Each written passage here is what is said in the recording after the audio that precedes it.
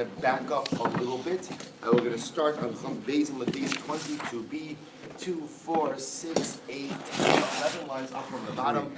Hamar Ula. Just so we get a little bit of the context here. So remember again, the Gemara ended off with one of the dominant pieces on Chav Beis and Beis was the position of the Ziknei Darim, where the Gemara identifies ultimately as the elders of the south.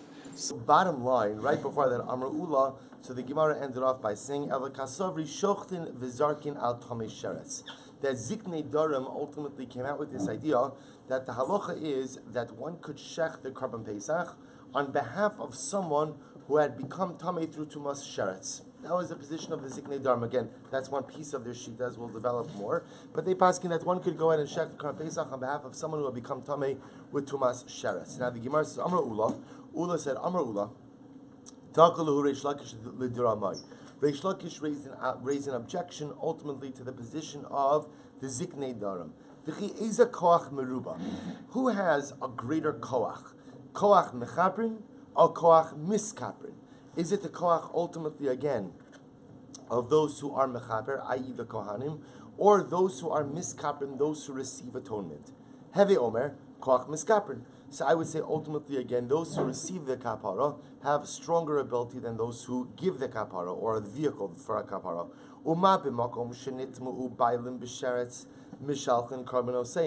If that's the case, says Ula, really says Reish Lakish, in a situation where the owners became Tamei Tumas Sheretz, so according to you, Ziknei Darim, Mishalchin Karbanos, and they still have the ability to send their karbanos to be offered.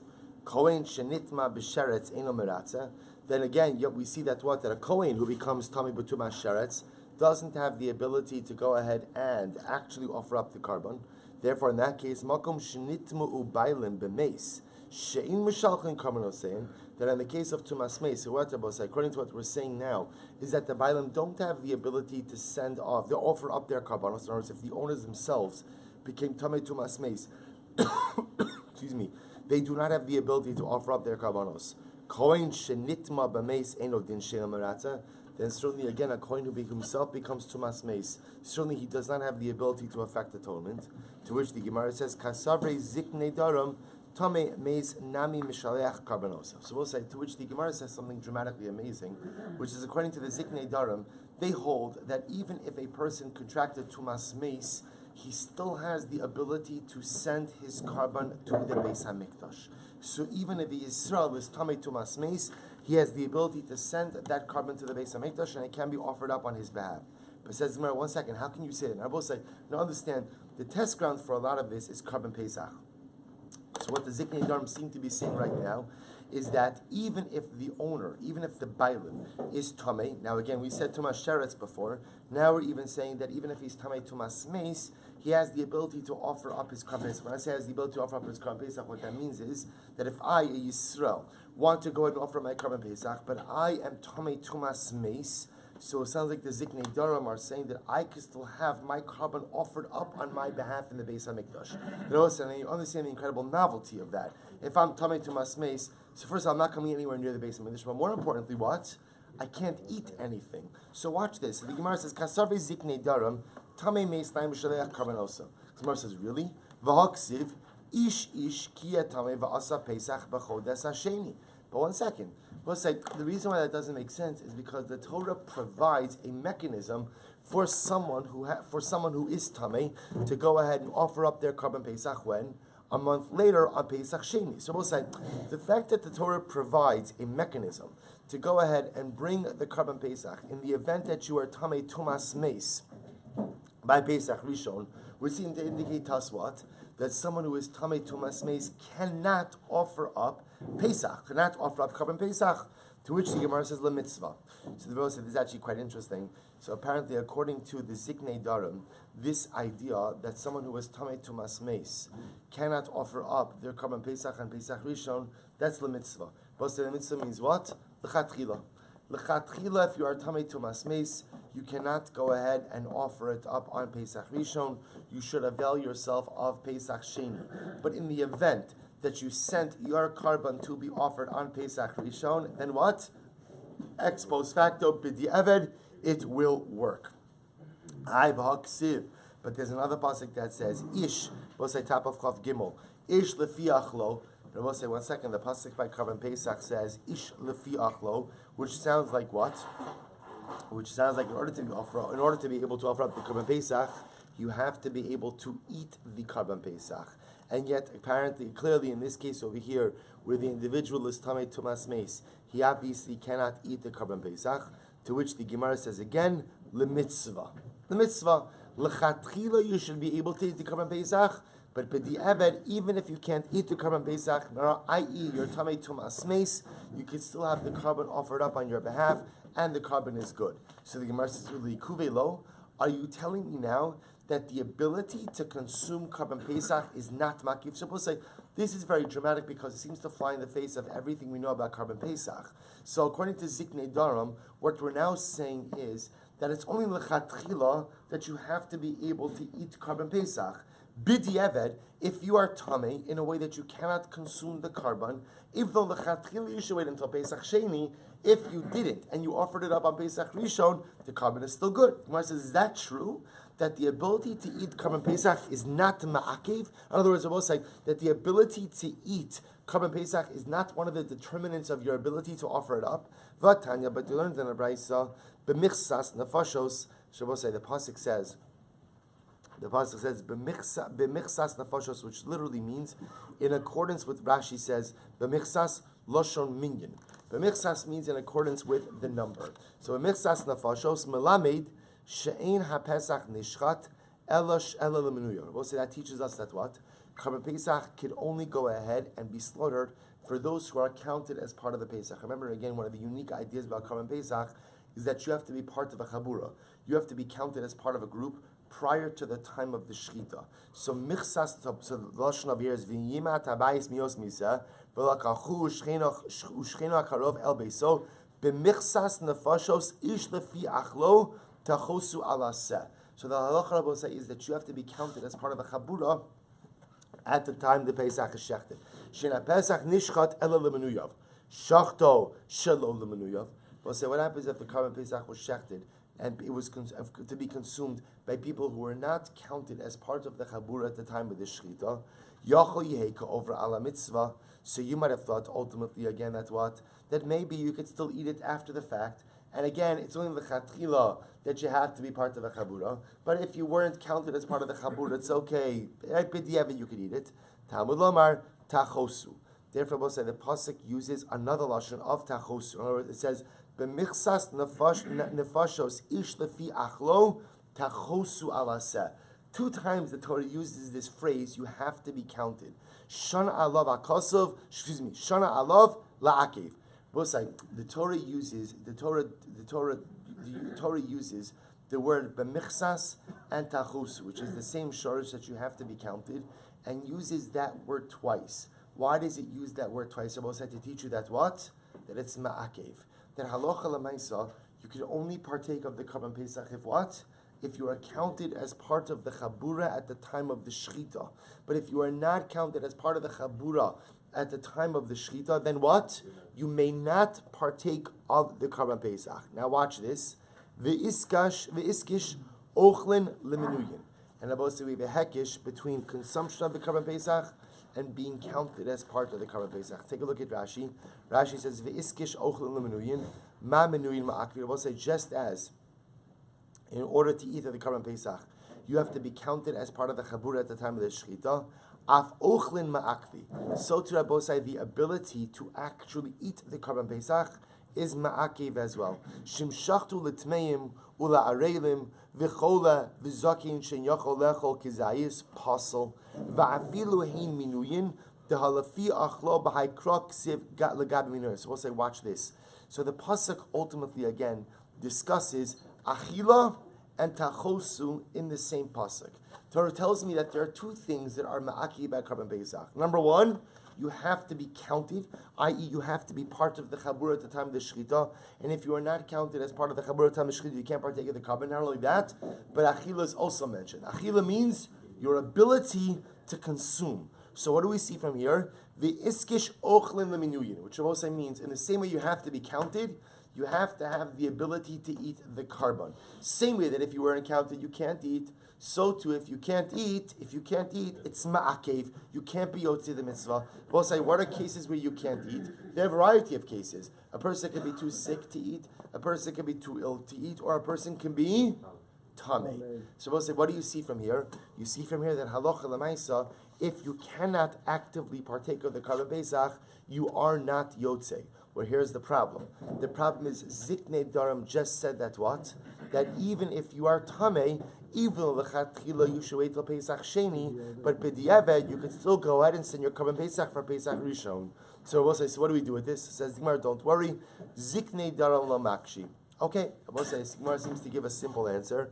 Ziknei Daram do not make that hekish. The Ziknei Daram do not make the comparison between Minuyin and Achila. They do not make the comparison between Tachosu and Achila. Okay? V'chilo makshi nami meha, nami islu pircha. But even if the Ziknei Daram do not make that hekish in the pasuk between Minuyin and Achila, there's still another issue. What's the other issue? Uma b'makom shenitmu bailim b'sheretz. So we'll say in the case of where the owner of the carbon became tamei tuma sheretz. So the Ziknei Daram said, Hashem b'shalchan carbon saying lechatchila. So we'll say in the case of where the owners became tamei b'tuma sheretz, lechatchila we still permit them to send the carbon to the base of Mikdash to be shechted on their behalf. Kohen shenitma b'sheretz eno meratza. Yet Rabbi say in that very same case, a Kohen who became tamei tuma sheretz, Rabbi say does not have the ability to perform the avoda. Therefore, makom shenitmu bailim b'meis, that in a case where the owners of the carbon became tamei tumas meis, she'im mishalchin carbon osein lechatchila, would Rabbi say even the Ziknei Daram agree that what? When the bailim became tamei tumas meis, even the Ziknei Daram agree the lechatchila they shouldn't be sending the carbon.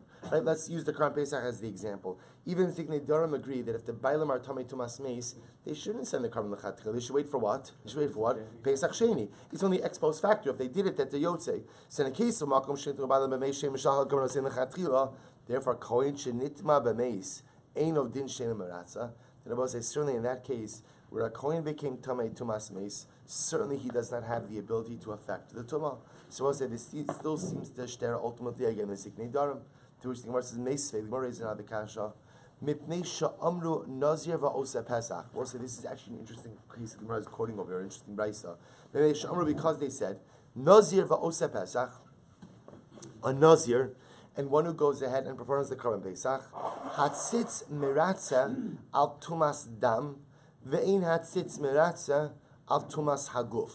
So we'll say the tzitz, which refers ultimately again to the plate that is worn on the forehead of the Kohen Gadol, which has the ability to affect atonement for certain parts of the sacrificial service that were done with Tumah. So watch this. The tzitz is meratz al tumas dam. So we'll say, we're going to talk about this more in depth, but the tzitz is essentially, what the tzitz does, I will say, is that if at any point in time during the sacrificial service, something inadvertently became tamei, the tzitz allows for essentially the tzitz says that the carbon could still be effective. That's what it means when it says the tzitz is meratza. So the tzitz is meratza if the dam, or dam means the blood, but it means any part of the sacrificial service becomes tamei, or any part of the carbon becomes tamei, the tzitz is meratza. What the tzitz doesn't work for is tumas haguf. So we'll say what that sounds like is as follows. The tzitz, we'll say, essentially the tzitz could fix if some part of the carbon became disqualified. But if some part of the Kohen, in other words, if the Kohen himself becomes tamei, or what we're saying over here is tumas haguf, someone is actually tamei tumas haguf, for that the tzitz is not meratza. So the Gemara says, b'mai. Now what does that mean? Ilema b'tumas sheretz. So if you want to tell me that, what it means is as follows. That we're dealing with tumas sheretz, that someone contracted sheretz tumah, ha'amrit shochtin v'zarkin al tumas sheretz. So we said before that what? That if the owner of the carbon contracts tumas sheretz, then what? We could still go ahead and offer up the carbon. That's the Ziknei Daram. Then even if the owner of the carbon contracted tumas sheretz, he can still offer up the carbon. To which the Gemara says, Ela tumas meis. Rather, we must be talking about where someone contracted tumas meis. V'katani ein hatzitz miratza. And yet, what did we just say, Rabbi Osai? That if someone, we'll discuss who the someone is, contracted tumas meis, then the tzitz cannot affect atonement for that carbon. Alma, what do you see from here? Nitmu'u bailim b'meis. That I will say, if the owners contracted tumas meis, ein mishalchen karbanos sayin, that they cannot send their karbanos to the Beis Hamikdash to be offered up. So we'll say this seems to pose a contradiction to Ziknei Darim. So Ziknei Darim were saying that even if the bailim became tamei, they could still go ahead and send their karbanos to be offered. This sounds like over here that the tzitz would only be meratzeh if some part of the carbon became disqualified. But if the owners themselves are disqualified how? Because they contracted tumas meis, they cannot send their karbanos. To which the Gemara says, lo. So we'll say, if at the end of the day, if it were talking about a case of where the owners contracted tumas meis, you absolutely can go ahead and still send the carbon. I will say, remember again, even the Ziknei Darim will agree that if the owners became tamei tumas meis l'chatchila, ideally it's best not to send the carbon. It's only what? It's only b'diavad. If they did it, that it'll still work.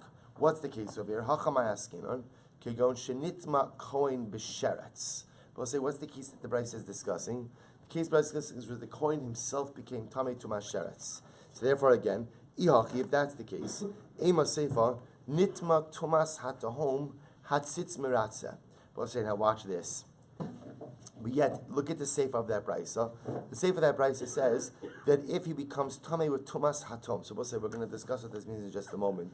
But for our purposes, in this statement, tumas hatom will say refers to any tuma which was until this point in time unknown. No one knew about this tuma, and suddenly it's the tumas hatom literally means tuma of the depth. Just like no one knows what's in the depths. This is a case of tuma that up until this point was unknown. So watch this. We're going to define that in just a moment. So nitma tumas hatahom, if he becomes tamei, tumas hatahom hatzitz miratzeh. The tzitz has the ability to affect atonement for that level of tuma. So we'll say, so what type of tumas hatahom are we dealing with? Hatani Rabbi Chia. Lo amru tumas hatahom ela lemeis bilvad. We'll say when we speak about tumas hatahom, that's referring to tumas hatahom of tumas meis. So we'll say if you look at Rashi, Rashi says over here lo amru tuhutra tumas hatahom benazir va'osa pesach ela betumas hameis bilvad. So we'll say the simple case of this would be where, let's say again, a person comes in contact with a corpse and no one ever knew there was a corpse there. You find the corpse, buried underneath whatever it is, a pile of something. No one ever knew that there was a corpse there. Suddenly, again, the individual comes in contact with that corpse. That's called tumas hatom. What the Gemara is suggesting is as follows. Watch this. So I'm asking, I'm sorry. I'm sorry. Thank you. So when we say that tumas hatom, that's a tzitz, can be miratzeh for tumas hatahom. What type of tuma is that? That's tumas meis. So the Gemara says, lemeis bilvad. Lemeis lemeute mai. So when we say that the tzitz is only miratzeh for tumas hatom of tumas meis, what does that come to exclude? My love. So the Gemara says, lo lemeute. I'm sorry. I keep on losing the place. My love lemeute tumas hatahom disheretz. Rabbi say, is that not coming to exclude the case of tumas hatahom of sheretz? That, for example, let's say the Kohen or someone else for that matter stumbles upon tumas hatahom of sheretz. In other words, no one ever knew that there was a dead sheretz here, and the individual stumbles upon this sheretz. That's called tumas hatahom. That apparently, again, the tzitz would not be meratzeh for that type of tuma. To which the Gemara says, lo lemeute tumas hatahom deziva. This is quite interesting. No, rather, it comes to exclude that the tzitz is not meratzeh for tumas hatahom of ziva. Now, again, the paradigmatic case of tumas hatahom, or I should say, the general case of tumas hatahom is what? You stumble upon tumah that you did not know about before. So I understand that in the context of mace, and I understand that in the context of sheretz. What I don't understand that in the context of is what? Ziva. Also, remember again, zav refers to an emission. What's the tumas hatahom of zav? It's actually quite interesting. Take a look at Rashi. Tumas hatom deziva. It's in the wide lines, about 5 lines in. Tumas hatom deziva kigon ra'a bin hashmashos. Safek kula min hayom, o kula min halayla, ve'in kan el riyah achas safek chetzem min hayom, ve'chetzem min halayla, v'havi le kishtei riyos. So listen to this.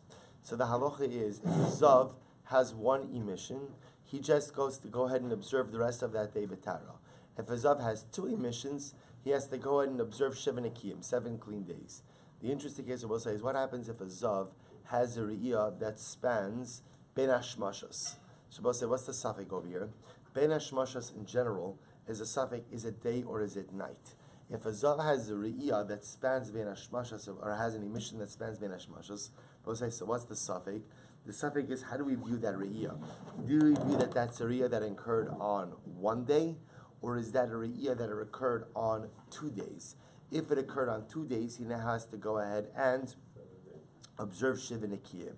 So we'll say the Gemara calls that Tumas Hatahom of Ziva. Because we'll say essentially Tumas Hatahom is any Tumah that you never knew about. There's a little bit of a different application. Here, the individual is experiencing this emission that spans a Ben Hashmashas period, and therefore we do not know what the status of it is. To which the Gemara says, and therefore the Gemara seems to say that that type of tumah, the tzitz would not be meratzeh for it. But that which Rabbi Chama asked before, koin hameratzeh bekarmanosayim hutrolo tumas hatahom olo hutrolo tumas hatahom. But we'll say that's what Rabbi Chama asked before. That if you have a koin hameratzeh bekarmanosayim, that if you have a koin ultimately again who is coming to affect kapar through their karbanos, hutrolo tumas hatahom. Or lo huchlo tumas hatahom. Ultimately, again, I will say, when we say that there might be a heter for the bailim for tumas hatahom, does that same heter apply to the kohen who is offering up the karbanos or not? I will say, when we say that tumas hatahom is meratzah ultimately for the bailim, for the owners of the karban, is that same tzitz meratzah for the tumas hatahom for a kohen as well? In other words, let's say the kohen comes in contact with tumas hatahom, is the tzitz meratzah? To which the Gemara says, look at Rashi for just a moment. Kohen hamaratza b'karban oseim shel nazir v'oseh pesach hutrolo tumas hatom nitmas. So we'll say, up until now, the Bryce was talking about if the owners of these karbanos came in contact with tumas hatahom, we now said that the tzitz is meratzah for that. What if it's not the owners? What if it's the kohen? Or what if it is the owners, but it's also the kohen who comes in contact with tumas hatahom? Is the tzitz able to meratzah for the kohen as well? Tiv shot the tumas hatahom chutralo. So we can prove from here that what? That tumas hatahom is chutra by the kohen as well. Ta'ahacha bekohen kanina. Because we'll say here we have to be dealing with the kohen. To which the Gemara says, the Rami Bar Chama vaday pligi. Ultimately, again, because Rami Bar Chama is still arguing on that which we stated above. Tashma. So we'll say again, so now what we're trying to understand is the license of a kohen to operate when he himself has also come in contact with tumas hatahom. So Tashma, v'nason Aaron es avon hakadoshim. So we'll say the pasuk says this is talking about the power of the tzitz to atone. So the pasuk says that Aaron v'nasa Aaron es avon hakadoshim. Aaron will go at the pasuk in its entirety is v'haya ametzach Aaron. The tzitz will be on the forehead of Aaron. V'nasa Aaron es avon hakadoshim. And Aaron will literally bear on him the avon, the iniquity of the kadoshim. So what does that mean? So we'll say this pasuk is talking about the ability for the tzitz to be meratzah. This is the pasuk that talks to us about the ability for the tzitz to atone. So the Gemara says, "V'chi ezo avon no say." So ultimately, again, so we'll say first of all, look at Rashi, which is more before you turn the page. Rashi says, first of all, Durami Bar Chama Poligahu. Rashi says, "Ad ziknei daram humokim lahi b'tumas bailim usvira de'ein yachid tamei." So first of all, again, we'll say, remember, we're still locked in the Machlokes Bar Chama and the Ziknei Darim. The Ziknei Darim are telling us that a Tamei Mace or a Tamei Sheretz could offer up a Karban Pesach, because the Ziknei Darim are of the opinion that what? That you could offer up Karban Pesach even if what? Even if you can't eat it. I will say an incredible Chiddush. Rabbi Bar Chama, by the way, it's not just Rabbi Bar Chama, it's everyone else besides the Ziknei Darim hold that no. Then halacha l'maaseh, in order to offer up a Karban Pesach, what do you have to do? You have to be able to eat that carbon. If you can't eat it, you can't offer it. Now, Abba said the Gemara is switching gears for just a moment. The Gemara is asking, okay, let's talk about the tzitz for just a moment. So the pasuk is v'nasa Aaron b'tzitz ksiv es avon hakadoshim psul karbonos yirtzem b'tzitz. What Abba said, what the Torah tells us is that the tzitz on the forehead of the Kohen Gadol has the ability to affect atonement for certain psulim in karbanos. Our shaila is, what is the tzitz meratzeh for? V'chi eizo avanosa amud beis in pigul hari kvar nemar lo yichashev. So we'll say, if you're going to tell me that the tzitz ultimately is meratzeh for pigul, we'll say again, remember what's pigul? Pigul is that the kohen, when he's doing one of the avodas, he has in mind for what? To consume the carbon at a later time. So for example, again, he has in mind to consume the carbon 3 days later. That's pigul. So if you want to tell me that's what? That the tzitz is meratzeh for pigul, that can't be, and I'll tell you why. Hare kvar ne'emar lo yichashev. Rabbi say the pasuk already tells me that lo yichashev, Rabbi say, means this carbon will not be counted, which is another way of saying that what? It's possible. So again, so tzitz cannot go ahead and be machsher pigul. Im avon nosar. If you want to say that the tzitz is meratzeh, I'll say for nosar. What's nosar? Any carbon left over past its prescribed time. You want to tell me that the tzitz is meratzeh for that? No, it doesn't work either. Kvar ne'emar lo yiratzeh. The pasuk says it shall not be accepted. So we'll say, so we already established, so what we're doing is, we already see now, tzitz cannot go ahead and affect tone, and cannot go ahead and be machshir. Right? It can't be machshir pigul, it can't be machshir nosar. So what does it do? Ha eno nosei, ela avon tuma, shehutra michlala b'tzibor. This is very interesting. So we'll say, what does the tzitz do? The tzitz could ultimately, again, allow, or I should say permit, or be machshir, the type of tumah which is already permitted b'tzibor. We'll say, so what does this mean? What the Gemara is suggesting over here is that the tzitz has the ability to go ahead and permit something which is permitted b'tzibor. Look at Rashi for just a moment. So the Gemara says, Rashi says, ha ino no say, ha kilomar ha hine matzinu she'ino no say ela avon tumah. V'yeshtam ledavar lite nesias psul kachim zal tumah al tumah hoilu matzinu la heter acher shehutra michala b'tzibor lechatchila hilchach yachid shlo hutra etzlo yavu atzitz v'yiratze b'devet. So we'll say, watch this. So before we explain this Rashi, my tumah. So we'll say, so here's what we have. So we know that tzitz is meratzeh, which means that tzitz permits something. So what does the tzitz permit? Can't permit pigul, Torah says that's already asur. Can't permit nosar, Torah says it's asur. So the Gemara says, my tumah. So what type of tumah? Ilema mitumas sheretz. So if you want to say that the tzitz allows for, let's say the owner was tamei tumas sheretz, and it was offered up in a state of tumah. So if you want to say that the tzitz is meratzeh for that, so we'll say, so heicha ishturi. So we'll say, ultimately, do we ever find a case of where tumas sheretz is hutra b'tzibor? Do we ever find a case that if the tzibor is tamei tumas sheretz, that ultimately what? We allow carbon tzibor to be offered? So the answer to that is no. So what's the only case, I will say, where we see a tumah that is permitted b'tzibor? Ella tumas meis. So we'll say, what's the case of where we see tumah that is hutra b'tzibor? That's a case of tumas meis. So we'll say, now what does that case refer to? The paradigmatic case that we'll say is, let's say everyone is tamei tumas meis by Pesach. What's the halacha?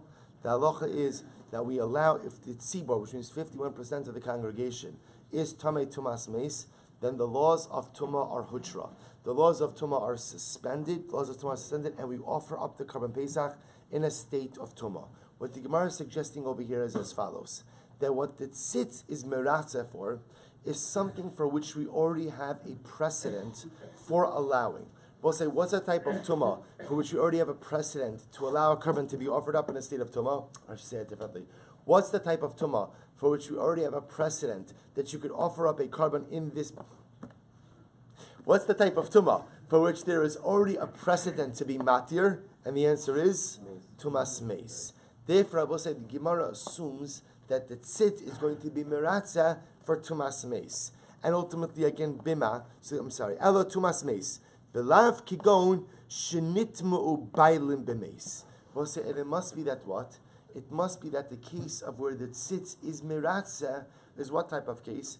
Where the owners ultimately again were tamei. They sent their carbon to the Beis Hamikdash to be offered we could, even though lechatchila we don't want to offer up such a carbon, but if they sent it, we could offer it up. Why? Because the tzitz is meratzeh for such a carbon. How do we know the tzitz is meratzeh for that type of tumah? Because that's the type of tumah for which we already have precedent. Because you know that when the tzibur itself is tamei tumas meis, the laws of tumah are suspended. Alma nitmu bailim b'meis mishalchin carbon osein. But so what do you see from here? Where the owners ultimately again are tamei tumas meis, they have the ability to still send their karbanos to the Beis Hamikdash to be offered up. Ubimai. So we'll say, what type of carbon are we talking about over here? Ibn Nazir. So we'll say, here's what's interesting. So now what we're trying to figure out is as follows. So now we'll say, so this is actually quite interesting. What we've done is, what the Gemara has just done, is the Gemara has developed that there is a heter, and the Gemara now has told me where the heter applies. In other words, so we'll say, what's the heter? That there seems to be that in a case where the owners are tamei tumas meis, lechatchila should they be sending a carbon to the Beis Hamikdash? No. But if they did, does it work? Yes. Why does it work? Because the tzitz is meratzeh. So we'll say, so now we've dealt with heteros. Now what's the challenge? What's the case? Say, Ibn Nazir, if you want to tell me, we'll say that this is a case of a Nazir who's tamei tumas meis, who lechatchila should not be sending his karbanos to the Beis Hamikdash. But if he did, and it's offered up, they work. Why? Because the tzitz is meratzeh. So I'll tell you why that can't be. V'chiyamos meis alav amrachmana. So we'll say, here's the problem. If the Nazir is tamei tumas meis, then what Rabbi say? He's not sending his karbanos naziros. Why is he not sending his karbanos naziros, Rabbi say? Because what happens if a Nazir becomes tamei tumas meis? The whole naziros is shattered, and he has to start all over again. So it can't be a case of Nazir, ella la'osei Pesach. So we'll say the case where this must come up is where the Karban Pesach, the owner of the Karban Pesach, Rabbi say, is what? Is tamei tumas meis. L'chatchila, he shouldn't be sending his Karban Pesach to the Beis Hamikdash, but if he does and it's offered up, it still works because the tzitz is meratzeh. V'la'av kigon shenitmu bailim b'meis. So we'll say, so you see, so this seems to be a rat, this seems to be a raya to the ziknei daram. We'll say on a variety of levels. First of all, number one, that we see that there's a case where the owners become tamei, and even though again they are tamei, they can still send their carbon. The carbon is offered up. The tzitz is meratzeh. In addition, by Karban Pesach, we now see another novelty according to the Ziknei Darim, which is what? They can't eat it. They can't eat it, and even though they can't eat it, Rabbi say Ziknei Darim paskin at what? Then Allah Chalamaisa, the achila is not ma'aki by Karban Pesach. To which the Gemara says no. So the Gemara says the olam b'sheretz. The case Rabbi say is not where they became tumah tumas meis. Rather, what's the case? The case is b'sheretz, v'shem tumah ba'olam. So what's happening over here is the license is only not if the owners became tamei tumas meis. Only if they became tamei. Ultimately, again, what was the lower form of tumas sheretz. If the owners became tamei tumas sheretz, then they can go in and send their carbon to the Beis Hamikdash to be offered up on their behalf. But what does it mean that ultimately, again, we find this type of tumah hutra b'tzibur, v'shem tumah bi'olam? We'll say that lashon of the Gemara says is that there is a type of tumah that is hutra b'tzibur, right? Ultimately, again, literally it's yesh min tumah. Rashi says yesh min tumah hutra b'tzibur. That's ultimately again the type. That's tumas meis. That's tumas meis. However, again, tumas sheretz was not hutra b'tzibur, but the Gemara is supposed to see what the Gemara is doing is as follows. The Gemara is trying to speak in generalities about tumah, but then ultimately trying to find the specific case. So we do the general, what we call shem tumah ba'olam. The concept of tumah is hutra b'tzibur. What type of tumah is hutra b'tzibur? That's tumas meis. But it happens to be that this particular case that we're referring to over here is not tumas meis. Rather, it is tumas sheretz. V'ika dedayik u'maisiyachi. Well, I say there are others. Ultimately, again, if you look at Rashi says v'shem tumah biolam. Take a look. Actually, look at the olam. It's 2, 4, 5 lines down on the wide lines of Rashi. The olam tumas sheretz kaminon. Rather, again, I will say when we speak about the ability of owners to be tamei and send the carbon to the Beis Hamikdash, that's not tumas meis. Rather, again, that is tumas sheretz. So the Gemara says, "Kamina mehacha ditzitz miratza lishchot v'lizrak al tamei sheretz v'dekakashi lecha hecha ishtari bohen." But now you can ask if we're talking about tumas sheretz. The Gemara said, but this type of tumas hutra b'tzibor it doesn't mean this exact type of tumah sheretz is hutra b'tzibor. Rather, it means what? That there are types of tumah that are hutra b'tzibor. V'shem tumah bi'olam, Rashi says, ashkechon di'ishtari b'hen, v'tayma gadol b'hen lahatel ritzoy tzitz al tumah sheretz. V'ika d'dayik u'maysi hachi. We'll say there are others who have a different deal, can interpret it this way. Avon HaKadoshim. The pasuk says that the tzitz is meratzeh on the Avon HaKadoshim, on something wrong done with Kodshim.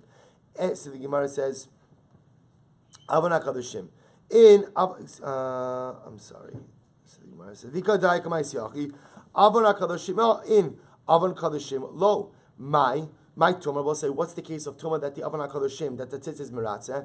Ilema Tumas Sheretz, if you want to say it's Tumas Sheretz, mi Ishtariya B'tzibor. So both says Tumas Sheretz ever permitted B'tzibor, Ela Lav Tumas Meis. Ultimately, again, what are we referring to? Both say Tumas Meis. So the Gemara says, Avon HaKadoshim in, Avon HaKadoshim lo, the Olam Tumas Sheretz, V'shem Tumah B'Olam. So both say, it's a different version, but the same concept. That ultimately, again, the tzitz is meratzeh for something. What is the tzitz meratzeh for? So the Gemara now wants to suggest that Lamai said most the tzitz is meratzeh if the owners are tamei tumas sheretz, but not if they are tamei tumas meis. But what does it mean then when the Brisa said before, since we find a form of tumah that's hutra b'tzibor, therefore the tzitz can be meratzeh on tumah as well? What the Gemara means to say is as follows. We see conceptually that there is a form of tumah that is ultimately hutra b'tzibor. The tzitz is not meratzeh on that type of tumah, but once we see that there's a concept that the tzitz can be meratzeh on some, once you see that there's a form of tumah which can be hutra b'tzibor, that gives us the ability to say that the tzitz is meratzeh on some form of tumah. Even though the form of tumah that the tzitz is meratzeh for is not the same type of tumah, that is hutra b'tzibor. Because the type of tumah that is hutra b'tzibor, Abosai, is what? Tumas meis. And the type of tumah that the tzitz is meratzeh for is what? Tumas sheretz. So bottom line is, we leave off with this incredible machlokes between the Ziknei Daram and Rai Bar Chama. And the Shaila ultimate, so what this boils down to is as follows. It all comes down to one fundamental question, which is, what type of tumah can the owner have and still offer up their carbon, if any? And what is the tzitz meratzeh for? So so bottom line, halacha l'maisa, remember again, so what do we do? It's important to know halacha l'maisa, and Mashiach could come.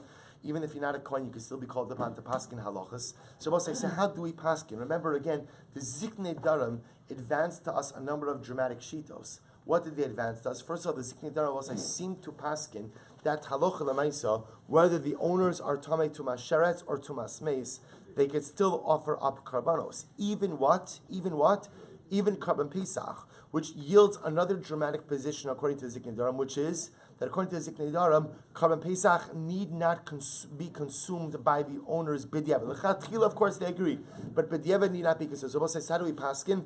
Get ready. I know you're on the edge of your seat for this. So we'll say, watch this. Hilchos Bias HaMikdash, Perek Beis Halacha Yud Beis. Ready? Yeah. Good. Put down the cinnamon buns. Put down this. I'm telling you, I think everybody gets caught up like in the cinnamon. I see people looking at the concentric circles like they're hypnotized. Oh, cinnamon buns. So says the guy, listen to this. This is better. Perek Beis. Tamei sheretz kyotzebo va'arel. So we'll say the halacha is if a person is tamei tumas sheretz. Now the Rambam brings in arel. We'll get to arel separately. So I'm leaving out arel from here. Tamei tumas sheretz mishalchin es karbanos seyen umakrivin aleyen. Wow. We'll say so the halacha is if a person is tamei tumas sheretz. We're going to break down tuma now. If a person is tamei tumas sheretz, they have the ability to send a carbon to the base finish. Remember again, who are we not talking about over here? I know that's a general question, right? The Kohen. We're talking over the owner. I am a Yisrael. I have to offer up a carbon.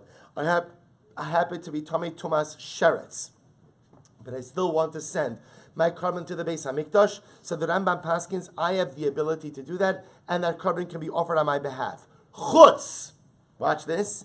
Mi Pesach she'in shochtin osa tamei sheretz. The exception of Karban Pesach. Now, it makes a lot of sense. Why is Karban Pesach the exception? This is very exciting. Why is Karban Pesach the exception to this rule? Why is Karban Pesach the exception? Because you have Pesach Sheni. No, because remember again, you have recourse. This is gonna make sense in just a moment, right? Because again, remember you have recourse. The idea you have recourse, I don't have to do it as part. So first of all, it's two reasons. Number one, so leave aside the recourse. But by Pesach, the issue is I have to be able to eat. We do not pass like Ziknei Darim. We paskin that in order to be Yotzei the Karban Pesach, you have to be able to eat of the Karban. If you can't eat it, you can't offer it. Believe us, like Karban Pesach for just a moment. General halacha is, even if I have Tamei Tumas Sheretz, I have the ability to send a Karban to be offered up on my behalf. Aval Tamei Meis, drum roll, right? But if you're Tamei Tumas Meis, then what? Thank you. Ein Makrivin Alav Karban Klal Ad Shitar. Rabbi say halacha lemaisa, if you are tamei tumas meis, we do not offer. You cannot send a Karban to be offered up on your behalf. So we'll say that is how the Rambam paskins. If you're tamei tumas sheretz, we'll let you offer up a Karban. Meaning, when I say let you offer up, meaning you could send the Karban. This is not talking about the Kohen. This is about the Yisrael. You could send the Karban, but if you are tamei tumas meis, you may not send a Karban at all. But it's not finished. Watch this. Because the Rambam in Bias HaMikdash, Perek Dalid, Halacha Tes, adds in another twist and turn. It just gets more exciting. So watch this. Dalid Tes. Called Karban She'en Kavua Lo Zman. Oh, this is interesting. So now the Rambam is going to be mechalik. You see, in the first halacha, which was, you could write this down, in Beis Yud Beis, the Rambam is talking generalities. Generalities, if you're Tamei Tumas Sheretz, can you have a Karban offered up on your behalf? Tamei Tumas Sheretz? Yes. Tumas Meis? No. But now the Rambam in Dalit Tes gets a little bit more specific and gets now into the types of karbanos. Kol karban shein kavua lo zman. So I'll say if a Karban is not time bound, then what? Eino doch lo asa Shabbos v'lo asa Tumah. So we'll say again, if the Karban is not time bound, then ultimately again there is never a need to suspend the laws of Tumah. Why? We'll leave Shabbos aside. Shim lo yikarif hayom, shim lo yikrav hayom, yikrav lamachar, ulamachar machar. Because also on a very simple level, if it's not time bound, if you can't offer it up today, then what? You'll offer it up whenever. What about v'chol karban shekavu alozman, bein karban sibor, bein karban ayachid, dochas haShabbos v'dochas haTumah. But I will say ultimately again, if you have a Karban that is time bound, then halacha lemaisa again, it can set aside the laws of Shabbos and the laws of Tumah. V'lo kol haTumos hu docha. Rabbi say Karban does not set aside all forms of Tumah, ela tumas hameis levado. Rather, the only thing it will set aside is what? It'll set aside ultimately again tumas hameis. Rabbi say, so there is one. We're not going to get too into these technicalities now, but the Rambam does point out that you can have the case ultimately again where the laws of Tumah would be set aside, and that's for a Karban Sibor or for a Karban Yochid. Ultimately, again, that is kavua, that has a kavua zman, that has a set time. The Karban Pesach will be a little bit different because remember, Karban Pesach has Pesach Sheni, so Karban Pesach might be a little bit different. But where this comes up, this halacha comes up, is in certain karbanos which have to be offered up, let's say by the Kohen Gadol, or other karbanos which have a kavua zman. There are circumstances where the laws of Tumah could be set aside in order to enable the karban to be offered up. So again, even though the Rambam made a general statement, that general statement does have exceptions to its rule. But I will say, but for our purposes today, just so that you emerge with some halacha lemaisa from this sugya, so the way we paskin is halacha lemaisa, a Yisrael could have a karban offered up on his behalf if he is tamei tumas sheretz, but not if he is tamei tumas meis. Beautiful, beautiful, good. Weiter, Yoshev. So I told you, it's just good. Yoshev. So we'll say next. Remember again, we're going through the Mishnah. These are different psulim in karbanos. So what the next psul was that if the Kohen does the avoda Yoshev, so the karban is pasul. Minala and Rabbi say, how do we know that if the Kohen does the avoda in a state of yeshiv, in a state of sitting, that the karban is pasul? Amar Rav, Amar Rav Nachman, Amar Kra, la'amod l'sharis, la'amid b'char tevil yeshiva. All right, well, say this seems to be like pretty open and shut over here. Pasuk says la'amod u'lisharis. Ultimately, again, to what? To stand, and to serve, which seems to indicate what Rabbi say that halacha l'maisa again that the avoda has to be done standing. So if you're sitting, ultimately again the amidah is pasul. Le'amida b'char tevil yeshiva. You have to be standing and not sitting. Ten rabbanon la'amod l'sharis. The pasuk says that what you have to stand and serve mitzvah. Shabbos say all that. See from that pasuk, I could say that what I could say that halacha l'maisa maybe standing is what Rabbi say. Mitzvah means lechatchila. Lechatchila, a person should stand. But lav dafka, that if I didn't stand, then what? Yeah, but Rabbi say, I want to be clear. See, just because the Torah says something, I know it's going to sound like a strange statement, one could interpret that statement to be a lechatchila dika statement.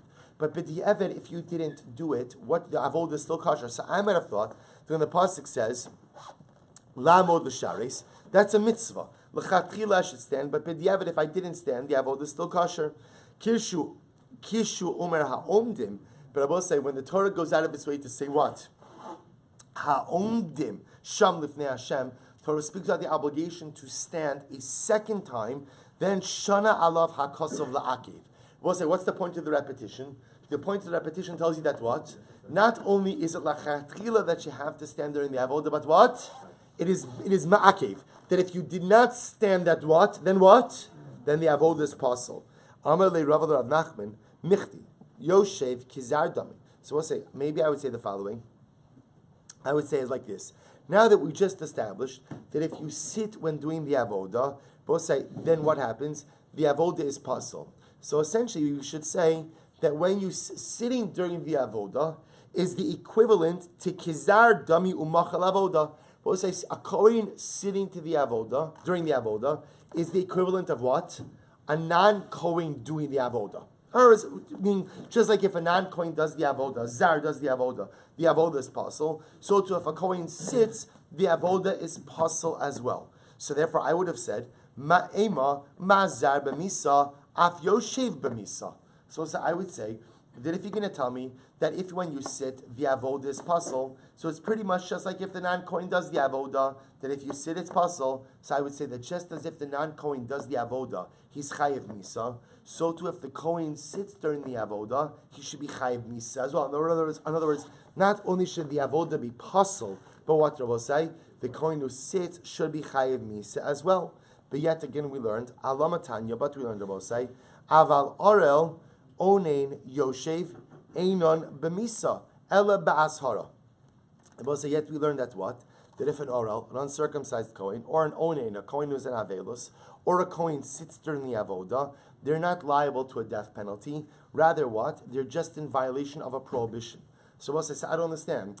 Once you're telling me that a kohen who sits during the avodah is not good, then I would say that's the equivalent as if a zar, a non-kohen, did the avodah, and if a non-kohen does the avodah is chayiv misa. So why don't we say that when you sit, if a kohen sits, just like the avodah is profane, he should also be chayiv misa? To which the Gemara says, we see that's not the case. We see that if a kohen sits during the avodah, although the avodah is possible, the kohen is not chayiv misa. Watch this. To which the Gemara says, Mishum dahavi mechusar begadim v'shelo rachotz yadayim v'raglayim shnei kisuv abayim ke'achad. Because Rabbi saying, the Torah goes out of its way to speak about the case of mechusar begadim. Mechusar begadim is the kohen who does the avodah without the requisite big day kahuna, or rachotz raglayim means the kohen who does the avodah without washing his hands and his feet. The Torah says explicitly in both of those cases that what? That you're chayiv misa. Both say, you see, here's the general principle. In general, the Torah could have just said once that if you don't do the avodah in accordance with the prescribed divine plan, then what? You're chayiv misa. And what would that have taught me? That would have taught me that any deviation in the avodah, by definition, results in a liability for death, or a liability of death. The fact that the Torah goes out of its way to single out certain behaviors as being liable to a death penalty tells me that what? The death penalty only applies in those cases and not in others. This is the principle what the Torah calls shnei ksuvin habayim ke'echad in malamdin. So we'll say, in other words, when the Torah states something once, then what? This is actually very interesting. Then what? You could say the once serves as a paradigm, as a klal, and applies to all cases. When the Torah states something twice, then what is that saying? It's only specific for those cases that are stated. So the Gemara says, Torah goes out of its way to state the death penalty by mechusar begadim, and by a kohen who doesn't wash his hands and feet to tell me what? Shnei ksuvin habayim ke'echad, on top of chav dalit. V'cho shnei ksuvin habayim ke'echad ein melamdin. I just want to point out, we just went from chav beis amud beis to chav dalit amud aleph. in 48 minutes. I'm just saying. Okay, so I'll say, so what's the halacha? The Torah goes out of its way to say that a Kohen who doesn't do the avodah or a Kohen who does the avodah without washing his hands and his feet is chayiv misa. The Kohen who goes ahead and does the avodah without what? Wearing the proper begadim is chayiv misa. Torah states that twice to teach you that what? The chayiv misa, Rabbi Osai, doesn't apply in any case of kohanic deviation, only in the specific cases. The choshnei ksuven abayin ke'echad ein malamdin. And therefore, therefore, what do we learn from here? Anytime the Torah goes out of its way to state something, multiple times tells us it only applies in the cases in which it is stated and cannot be applied to the cases in which it's not stated. The Chiyav Misa Rabosai is only stated by specific cases of Kohanic deviation. Where is it not stated? Where is it not stated? By yeshiva, by sitting. Which teaches me that a Kohen who sits by the avodah, as much as he is in violation of a lav, of a prohibition, is not chayiv misa. Watch this. Ulamandar melamdin, according to the one who says that even by shnei ksuvin abayin ke'echad melamdin, that if the Torah states something twice, you can still go ahead and learn out a principle from that. Nevertheless, shtuya yayin havile shlishi. So there's a third time the Torah speaks about the chayiv of misa. When is that? When is that? By drinking wine. Torah tells us that if a Kohen drinks wine before doing the avodah is chayiv misa, which also means that what? The Torah goes ahead and in 3 instances highlights a liability for misa, even if you don't subscribe to the principle of shnei ksuvin abayin ke'echad ein malamdin. Everyone agrees that what? That shlosha ksuvin abayin ke'echad ein malamdin. That if the Torah states something 3 times, everyone agrees that what? That you cannot create an overarching principle. Rather, the concept only applies in the stated specific circumstances. Therefore, again, Abosai, because the Torah goes out of its way to highlight the fact that a Kohen who drinks wine is chayiv misa, a Kohen who doesn't wash his hands and his feet is chayiv misa, a Kohen who does not wear the particular Kohanic vestments is chayiv misa, tells me that what? That it is only in situations of specific Kohanic deviation where there is a liability for misa. But any case of Kohanic deviation where there is no death penalty written, therefore what? There is no death penalty in effect. By the case of yeshiva, Torah goes out of its way to tell me that a Kohen has to stand, but what? The Torah does not tell me that if a Kohen who sits is chayiv misa, which then leads me to say what? That if a Kohen sits, as much as the avodah will be puzzle, the Kohen will not be chayiv misa. Shkach, let's stop there for today.